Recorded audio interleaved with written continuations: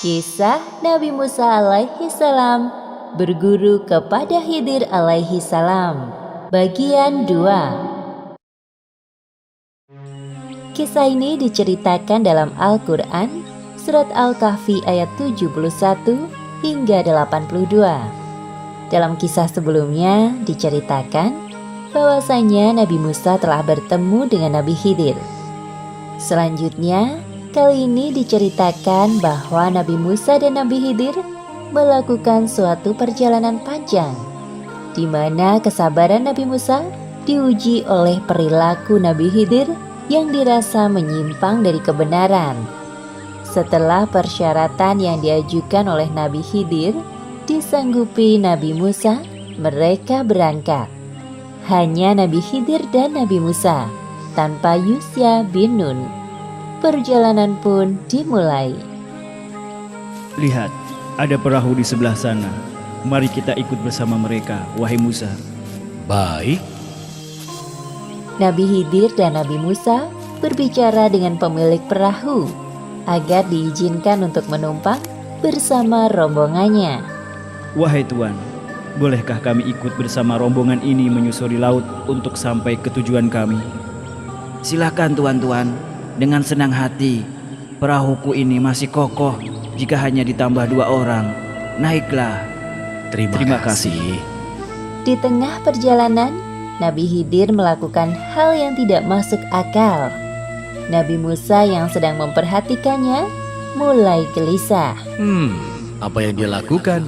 Bisa-bisa kita mati tenggelam di lautan.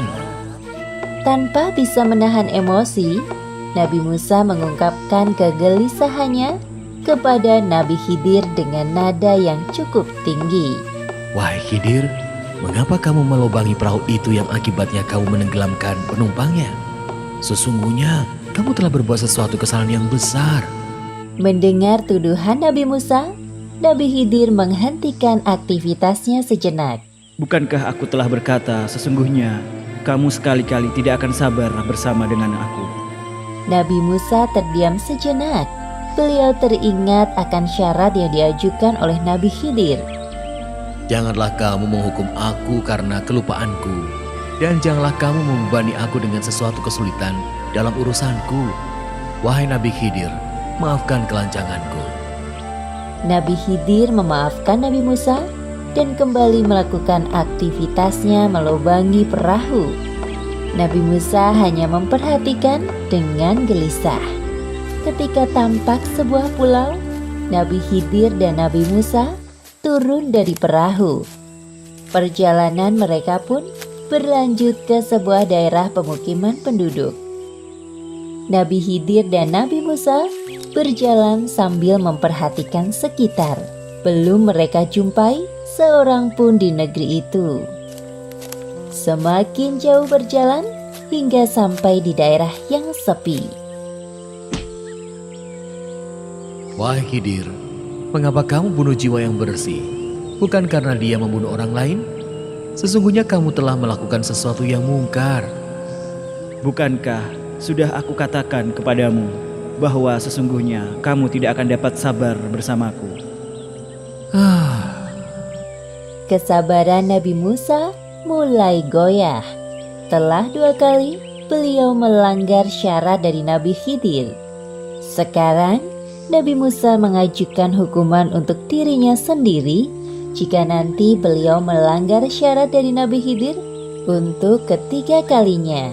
Wahai Khidir, jika aku bertanya kepadamu tentang sesuatu sesudah kali ini, maka janganlah kamu memperbolehkan aku menyertaimu. Sesungguhnya kamu sudah cukup memberikan uzur kepadaku. Baiklah, aku setuju saja. Itu usulan yang engkau buat sendiri. Kemudian Nabi Khidir dan Nabi Musa melanjutkan perjalanan. Seperti yang disebutkan dalam Al-Quran, Surat Al-Kahfi ayat 77. Maka keduanya berjalan hingga tatkala keduanya sampai kepada penduduk suatu negeri. Mereka minta dijamu kepada penduduk negeri itu, tetapi penduduk negeri itu tidak mau menjamu mereka. Lalu keduanya melanjutkan perjalanan. Langkah Nabi Khidir terhenti saat melihat di depannya ada rumah yang dindingnya hampir roboh. Seperti yang disebutkan dalam Al-Quran, lanjutan surat Al-Kahfi ayat 77. Maka Khidir menegakkan dinding itu. Apa yang engkau lakukan, wahai Khidir? Rumah itu sudah tidak layak huni. Jikalau kamu mau, niscaya kamu mengambil upah untuk itu. Inilah perpisahan antara aku dengan kamu. Hah? Apa yang barusan aku katakan? Aku akan memberitahukan kepadamu tujuan perbuatan-perbuatan yang kamu tidak dapat sabar terhadapnya. Seperti yang disebutkan dalam Al-Quran, surat Al-Kahfi ayat 79 hingga 82. Adapun bahtera itu adalah kepunyaan orang-orang miskin yang bekerja di laut. Dan aku merusak sedikit bahtera itu agar selamat dari rampasan karena di hadapan mereka ada seorang raja yang merampas tiap-tiap bahtera yang bagus. Nabi Musa hanya menganggukkan kepala saat mendengar penjelasan Nabi Khidir. Dan adapun anak muda itu, maka kedua orang tuanya adalah orang-orang mukmin. Dan kami khawatir bahwa dia akan mendorong kedua orang tuanya itu kepada kesesatan dan kekafiran. Dan kami menghendaki supaya Tuhan mereka mengganti bagi mereka dengan anak lain yang lebih baik kesuciannya dari anaknya itu, dan lebih dalam kasih sayangnya kepada ibu bapaknya. Oh, begitu ternyata. Adapun dinding rumah itu adalah kepunyaan dua orang anak muda yatim di kota itu. Dan di bawahnya ada harta benda simpanan bagi mereka berdua, sedang ayahnya adalah seorang yang soleh. Maka Tuhanmu menghendaki agar supaya mereka sampai pada kedewasaannya dan mengeluarkan simpanannya itu sebagai rahmat dari Tuhanmu, dan bukanlah aku melakukannya itu menurut kemauanku sendiri. Demikianlah itu adalah tujuan perbuatan-perbuatan yang kamu tidak dapat sabar terhadapnya. Jadi begitu penjelasannya. Sekarang aku baru mengerti. Sepertinya aku harus mengakui kekuranganku, bahwa ada seseorang yang lebih pandai dariku. Terima kasih Nabi Khidir, engkau adalah guru yang hebat. Satu hal yang harus engkau sadari bahwa semua ilmu yang kita miliki itu datangnya dari Allah. Jangan mudah sombong dengan sedikit ilmu yang kita miliki. Akhirnya mereka pun berpisah.